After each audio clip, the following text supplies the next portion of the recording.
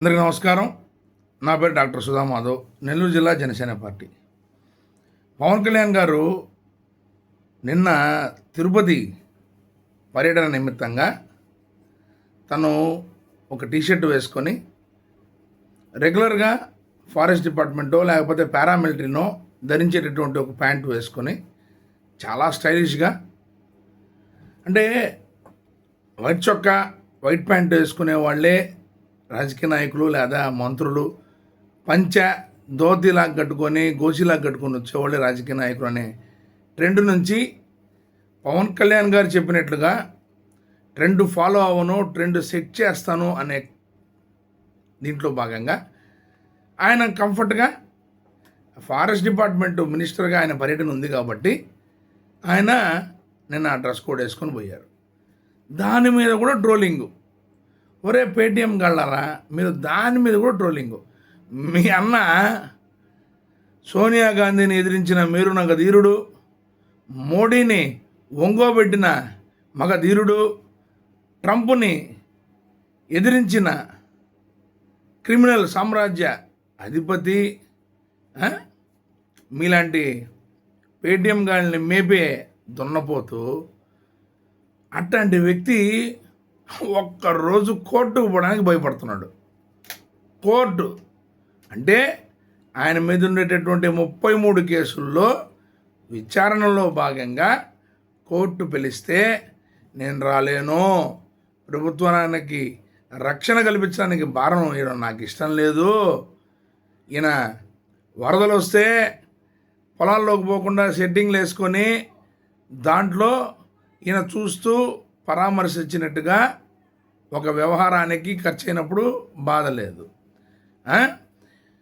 ఒక 23 కిలోమీటర్లు రోడ్డు మీద పోయే పర్యటన కోసం హెలికాప్టర్ వాడినప్పుడు ఇబ్బంది కాలేదు. గుడిసెట్టు ఇంట్లో వేసుకున్నప్పుడు బాధ రాలేదు, ప్రజల డబ్బులు కాలేదు. పాపం కోర్టుకు పోవడానికి మాత్రం ప్రజల డబ్బు వృధా అవుతుంది, రక్షణ ఇబ్బంది అవుతుంది, గవర్నమెంట్కి భారం అవుతుంది. బా బా బా 100 ఆస్కార్లు ఇచ్చినా చాలవరా నాయన అయ్యా నీకు మళ్ళీ వీళ్ళంతా పేటీఎం గాళ్ళు ఫాలోవర్స్. సరే, నీకు ఇక్కడ జరుగుతుంది, ఫైన్, బాగానే ఉంది. పవన్ కళ్యాణ్ గారు ఫారెస్ట్ డిపార్ట్మెంట్లో చాలా క్లియర్ కట్గా చెప్పారు, ఎర్రచందనం స్మగ్లర్స్కి తోలు తీసి తాట తీసి కూర్చోపెడతాను అని. ఇంత ఓపెన్గా డేర్ అండ్ డాషింగ్గా స్టేట్మెంట్ ఇవ్వడంలో ఆయనే సాటి. ప్రెస్ మీట్ అంటే నువ్వు నీ కుహనా మేధావుల్లో కూర్చొని స్క్రిప్ట్ రాసుకొని రికార్డు చేసినటువంటి వ్యవహారాన్ని ప్రెస్కు వదిలేదని ప్రెస్ మీట్ అంటారు ఆయన. ప్రెస్ జర్నలిస్టులతో కూర్చొని వాళ్ళు అడిగే ప్రశ్నలకి సమాధానాలు ఇస్తూ ఎదుర్కోగలిగే సత్తా ఉండే వ్యవహారాన్ని ప్రెస్ మీట్ అంటారు. అది నిన్న పవన్ కళ్యాణ్ గారు చేశారు. సో దయచేసి ఎక్కడా ఎటువంటి డీవియేషన్స్ లేకుండా గమ్మగా చూడండి. మీకు చేత కాదు, మీకు చావలేదు, మీరు చేయలేరు, చేసేవాడిని చూస్తే ఏడుపులు, మళ్ళీ ఇదో ఆ ప్యాకేజు ఈ ప్యాకేజు, చెప్పుతో కొడకల్లారా అని పవన్ కళ్యాణ్ గారు ఎప్పుడో చెప్పారు.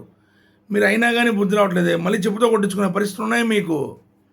151 సీట్ల నుంచి వైనాట్ 175 అనే మీ కంటెంట్ నుంచి 2 నామాలు 11 సీట్లకి కంటెంట్ని లాగేశాడు, తోసేశాడు, నిర్దాక్షిణ్యంగా తొక్కేశాడు. మీకు అయినా కానీ సిగ్గు రాకుండా మళ్ళీ ఆయన జోలికి పోతున్నారు.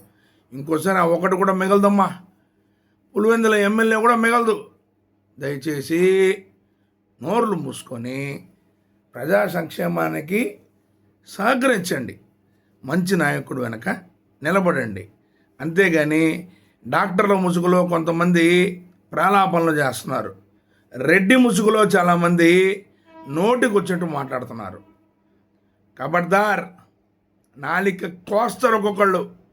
మీ ఒక్కళ్ళకే కాదు కులం ఉండేది, అందరికీ ఉంటుంది.